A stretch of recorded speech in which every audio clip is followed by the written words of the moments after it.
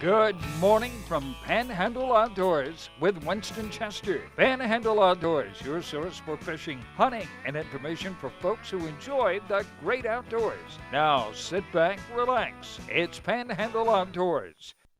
Good morning, folks. Welcome to Panhandle Outdoors. I'm Winston Chester. Glad you're here this morning. Got a big show lined up. Got our famous Friday fishing report. Going to give away some seafood. But first, as always, our weekend weather brought to us by Haney Technical Center at the corner of Baldwin Highway 77. We're looking for a nice weekend. It's a high of 68 and a low of 49. That's just really, really nice. Again, our water temperature is hit 60. It's 60 degrees this morning, and that's a big step right there. And we've talked about that every morning this week about how important that is. We're going to talk about it more. Take a look at our river readings now. The Apalachicola of Bluntstown is reading a 13.1, and it's leveling off. It's still high, and the Choctaw Caryville is a 10.6. And it's still high too. So but it's not. Neither one of the rivers are dropping out really fast or jumping up. Sort of steady weekend on the rivers, but just expect some high water. But that's okay. You can get up in those sloughs, and I guarantee you that you catch some fish up there. Tide chart brought to us by Kent Forest Lawn Funeral Home and Cemetery. We're looking at a low tide this morning of 5:36 and a high tide at 7:49. Good strong tides. Today is the 19th of February. Really good as far as nature, as far as tides and river readings and all. It's in good shape for some good outdoor activity. Also, the last weekend of hunting season, nice weather, so it's going to be a great, February is always a weak month, but it's going to be a great weekend in February to get out. Take a look at, let's go and do our fishing game times brought to us by Mark Coward, Accounts Real Estate. Our time 9:28 to 11:28 this morning, and then this afternoon, or tonight, 9:53 to 11:53. So let's go ahead, and I'd like to get on occasion a fishing report down on our eastern end of the viewing area. I've got Captain Kim on the phone from Sea Quarters Marina. Good morning, Captain Kim. Good morning, Mr. Chester. How are you doing today? Oh, we're doing great. It's a beautiful day. We got a real low tide, so everybody's getting ready to go fishing. Well, listen, I know we had some bad weather early part of the week. Did y'all get into that bad weather? Yes, sir, we sure did. A bunch of trees came down here in town, and luckily no one that I heard of got hurt, but there was quite a few big trees that came down. Wow, it was strong, huh? Yeah. Well, tell us what's going on the waterfront down there. Well, they're doing some great trout and red fishing down here with mirror lures, and we've got the Clark spoons. We've got plenty of artificial, and they've been going up the river using earthworms and wigglers. We got plenty of that stocked up for the weekend. It should be gorgeous. I know it. Listen, is the river, is it pretty high down there still, or is it sort of dropping out a little bit? No, it's pretty much dropping off a bit. Yeah, we got a real low tide this morning, so I don't foresee the wind blowing it back in yet. So yeah, that river has a lot to do with the what's the tide doing, isn't it? Right, that's correct. Uh-huh. Yeah, that's a beautiful place to fish down there. I promise you, that's one of my on my retirement list, get down there and fish the river with some of those boys that we've been talking about for the past 8 or 9 years. We're going to do that soon. Excellent. Sounds great. Look forward to seeing you. Okay, look, what you talking about real quick on those Clark spoons? That's been a standby. You can count on that for year after year. It's still pretty strong down there. Yes, sir, they sure are. They go like hotcakes, and the boys usually use them pretty much right around the marina here, just out the mouth of the river. There's a bayou just on the west side of us, and that's usually been pretty hot over there. But it seems that they've been a real standard here the last couple weeks. All right, well that sounds good, and the trout and redfish is pretty strong. That's it. Mm-hmm. For this time of year. Well, thank you so much for that report. You're very welcome, sir, and have a great weekend. All right, you too. All right, we'll see you. Okay, bye-bye. All right, that's our report from our eastern end of viewing area, Sea Quarters Marina. They're on top of things, and that's just a unique place down there. I know you hear me say it over and over again, but it's one of the last fishing frontiers of Florida, really of our country. And I hope it stays that way. Just really, really beautiful place down there. All right, let's take a break, and we'll be right back.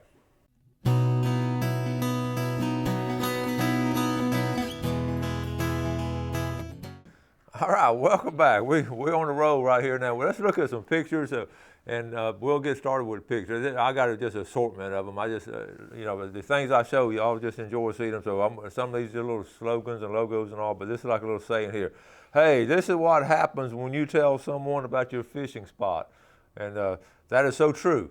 But yet we try to give it on Friday morning. That's what made me think about it. I thought it was a good quote here. You know, if fathers just did what they're supposed to do, half of the junk that we faced on the streets wouldn't exist. Nathan Hayes, that's from that movie Courageous, and that was just a really good quote there. We just got some absentee dads sometimes that really need to step up, and that's just my way I feel about it. I want you to check out this. This has nothing, we do have something outdoors because it's an animal. Y'all tell me what you see, don't tell me, but just look at that and tell me what do you see. Do you see a bunny rabbit or do you see a duck? Jeff, what do you see? You see both. Okay, this is really a old drawing. I showed them. I got it today. I want to show it to my students and see what they see. I'm going to let them see what they see first. But that's interesting right there. But and that's not a bad thing to do with people. Just got this picture in. Andrew Adams. This is our first pompano of the year.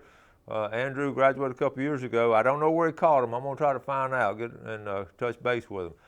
This surprised me. The best turkey hunting states, according to the National Wild Turkey Federation. I'm a little surprised here because it left out some of those Midwest states. Number one is Missouri. I think we'll all agree with that. Number two is Alabama, and a lot of our folks hit Missouri and Alabama.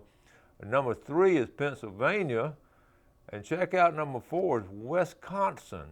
And number five of all places is New York State. And New York State is a beautiful, upper part of New York State is beautiful, but I had no idea they had that many turkey but this, in New York State. But this comes from the National Wild Turkey Federation, so it's very evident. But Kansas and that area, I thought Kansas would be up in that area. But interesting right there. And by the way, I want to congratulate our local association, Ken Paramore, and I had the awards picture of it, but I'll wait and have them on the guest again. They got like third in the nation as far as having the first year group, as far as the growth and all. They got that award, the third place in the nation, having the best new group in the National Wild Turkey Federation at the banquet that just concluded in Nashville this past weekend.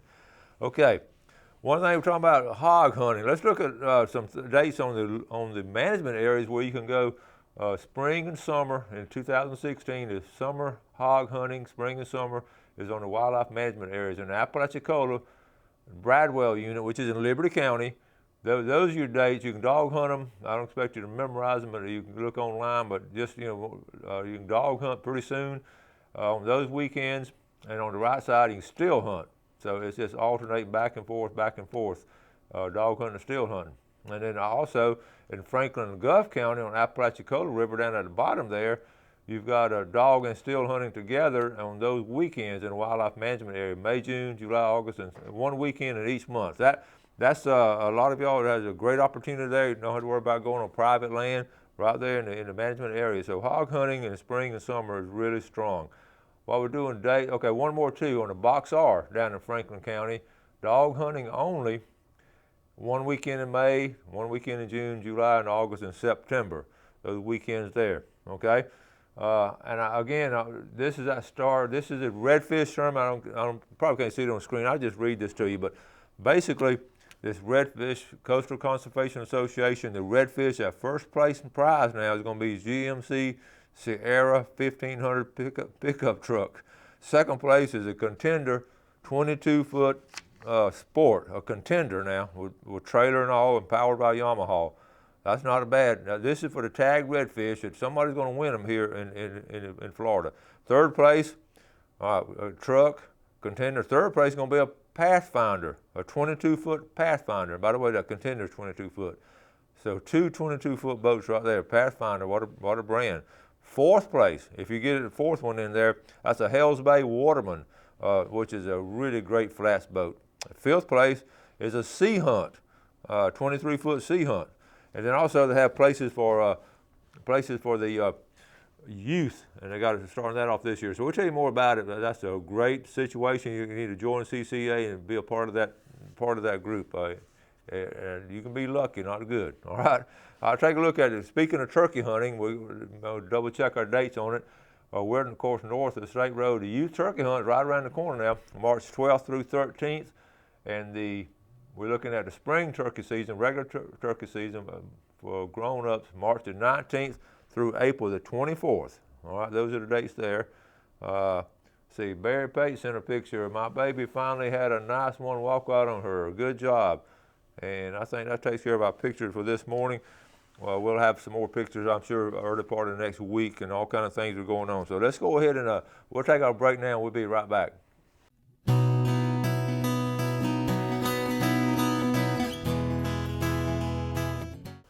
Welcome back on this Friday morning. I know everybody's excited I am about doing some outdoor things, and my problem this weekend, I just have too many options to do. And some of them I really need to do. Looking forward to getting with Michael Harris, and they have a young person, they're taking a terminally ill young person they're taking out up at Mike Miller's place. I want to spend some time there.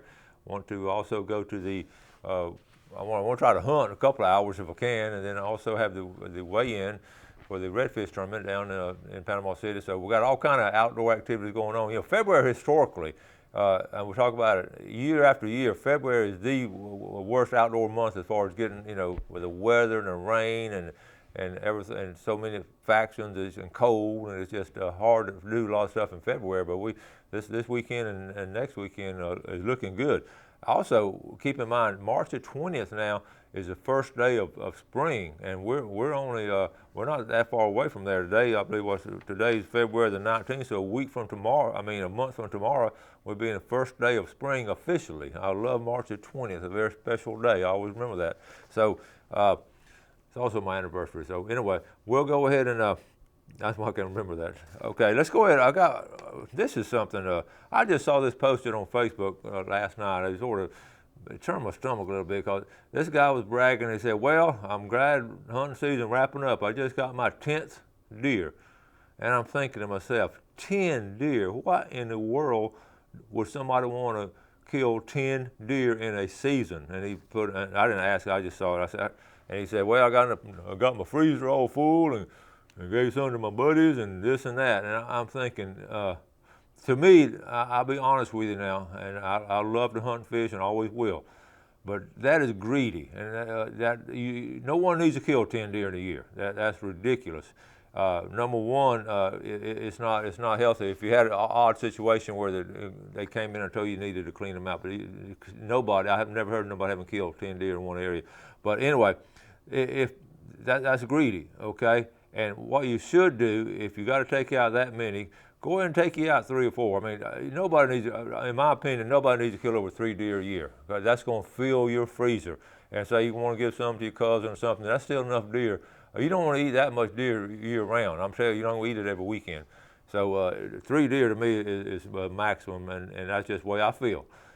But if you still got a bunch of deer after you kill 10, after you kill 3, then for goodness sake, find some young person or some person that you want to introduce to hunting, and take them out and let them shoot them with you, and that's really what you need to do. Share. That's called sharing and teaching other people to appreciate the outdoors. There's plenty of people out there that don't have places to go hunt and would love to go shoot a deer. A bunch of young people that would love to shoot a deer. I can promise you. I have them in class that would love to go shoot a deer.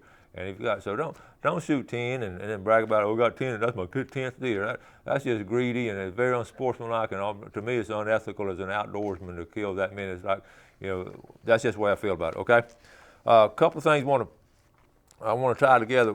Make sure you pick up your from your tax collector and all that, your fishing regulations, your books, saltwater and freshwater. This one right here is the 2016 saltwater recreational license here. Make sure you get that and go through it. It's really some interesting stuff, and it's well done now. It pays for itself. They start putting ads in it. I can remember they had no ads, but I saw the bubble knife and all kinds of ads in here. But it's a good handy thing to have. I know you got a lot. You can get a lot off your iPhone and all that, but it's good to have a hard copy. And also make sure you pick up this Boating Smart. Boating season right around the corner, and I thumb through, and I teach. We teach out of this, and everybody, and you can get it. You can take your test right here, folks. This is inside the book. You can actually take your safe boater's test. The test itself is inside the book. And even for you old folks like me, it's not a bad idea to go through that. Everybody should have a safe boating license. Everybody that gets on the water should have that. There's always some interesting things in here. This one right here, this is a good one. Everybody needs to read this. Courtesy on the boat ramp. Courtesy on the boat ramp. The first thing it says, the first line, I just saw that first line, make sure you prepare your boat away from the launch, and don't wait till you get up to launch. That's always been one of my pet peeves. I've always been fascinated at different people doing that. So those 2 items there, pick them up. Those are hard copies and printed copies, and like I said, they're online and all that, but it's good to have them on your boat there, okay? Also, I meant to ask Captain Kim down at Seaquarter Marina how the loopers were doing, and most people don't know what the loopers are. The loopers are the folks, I'm just gonna hold it up here, that make that big circle. They start up here in the Great Lakes and come down to Mississippi and then go down, come over here to Florida, just go around the Keys, or a lot of times they cut through Lake Okeechobee and then come up the East Coast over here, okay? They made that circle anyway, that's called a loop. And I was telling Jeff that would be something fun to do if you didn't have to work for a living and didn't have some family obligations and all that. That would be an enjoyable thing to do. It takes them usually 4 to 6 months, and some people stretch it out. But they stay in places like Seaquarter, some out-of-the-way places like Seaquarter Marina for a couple of weeks and all, and just have a good time. That would be fun, and we may do that one day. If I don't have a boat big enough to do it, though. All right, now let's do our drawing. Let's get set up our drawing. Tarpon Dock Seafood is always so gracious about let's do it this way. All right. Now this first one will be the $20 gift certificate. I'm gonna reach down. Y'all see where I'm reaching, way back here in the bottom. In fact, that's the bottom one right there. And the winner is Jeff Carroll for $20. Okay, the next one's gonna be the red snapper. I'm gonna roll it around. Some of these are falling out. Can't help that. And the winner, it's all stacked in there. They're stacked on top of each other. And the winner of the red snapper is, I'll use two hands here. It's gonna be, all right, we'll charge for that one. Tom Platt. Okay, Jeff and Tom are the winners today. Jeff and Tom won from Tarpon Dock Seafood. So we're gonna take a minute and get set up for our famous Friday fishing forecast, and we'll be right back.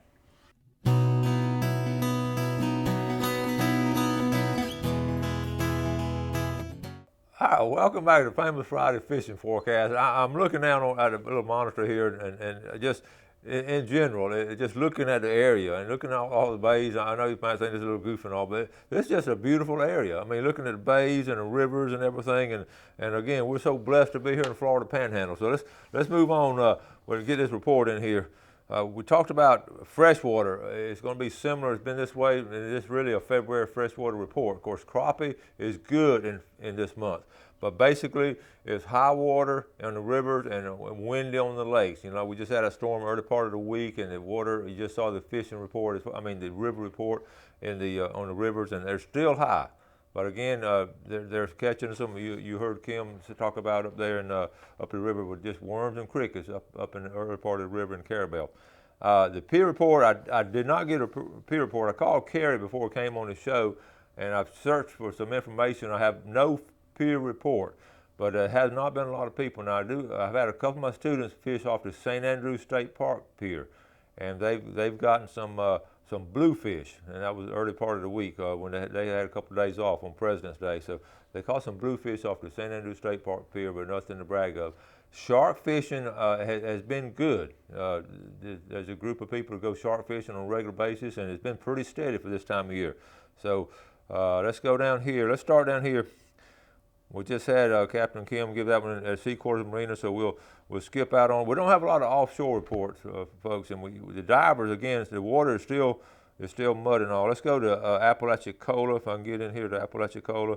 Again, over and over again, I've talked about sheephead fishing. The best bait to use for sheephead is fiddler crabs, or either use some shrimp. But again, I mentioned this last week, the bridges here, the old bridge here, and then the pilings up in here. And also, I want to, I talk so much about structure. A lot of these captains that take folks out to fish, they don't get around these bridge pilings. They have some holes. In Apalachicola Bay, there's some nice holes, and those sheephead also get in those holes. So if you can find some holes, you have got your electronics. Electronics nowadays are amazing as far as what you can find, all the different images and all. If you have time to find some holes, those sheephead this time of year will be in those holes. And I was reading a captain's report, and that's really what he focuses on. St. George Island, again, surf fishing. On St. George Island and Cape San Blas, surf fishing for whiting is really steady. I had one of the viewers call last week, and I recommended, he had some people coming down.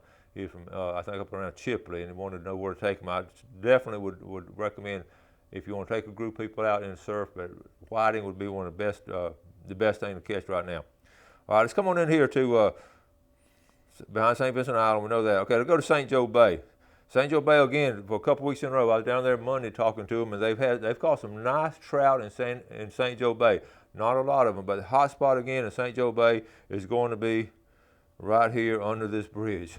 You want the tide moving, the sheephead are really coming through there, and also the redfish is coming through there, and it's really some excellent fishing up under the bridge here in Highland View. That's where people can just walk up there. You don't need a boat. This is for boatless people. We've all been there, okay? Mexico Beach, I have not gotten a report from Mexico Beach. I'm assuming there again the sheephead would be good there, and also the whiting. Okay, let's move on up here. Crooked Island Sound, duck season over. I did have a trout fisherman talk about catching some nice trout up here in Crooked Island Sound, up in this area here. Again, they're not catching, they're either catching a couple of big ones or a bunch of little ones. The reports is odd. The reports, we're not getting a lot of people catching a mixture of both of them. Here in Panama City, I had a student, I don't have the picture, I wish I had a picture. He caught a huge drum right here at the tip of the jetties on President's Day, Friday, right here. And he's had a picture, a wonderful young man, and he had a little brother pull it in. He's 18 years old, but a little 12-year-old brother pull it in. And I'll show you the picture on Monday's show. Big old drum, he's so excited about it. He didn't know, he took it home and first started cleaning it. When he put a knife on it, opened up, full of worms. And of course, we could have told him that it's full of worms, but those big fish like that, that's usually the case with those big drums. And I told him, I said, next time just let it go. See, next time he's just going to let it go, but he didn't know. But that's how you learn. So he couldn't do much with it. So anyway, the drum bite off the jetties, and of course we talked about this last week. The sheephead bite in here is strong, and also sheephead back in here off the jetties. Intercoastal waterway is doing real well. I'm gonna run out of time here. In fact, about running. Intercoastal waterway is good. No report from Choctaw Bay. So we've got to wrap it up. You have a great weekend. All kind of good things going on. Do something good for your fellow man, and God bless. Thanks for joining us for Panhandle Outdoors with Winston Chester. Panhandle Outdoors features hunting, fishing, and other activities and information to help you enjoy the great outdoors. Join us next time for Panhandle Outdoors.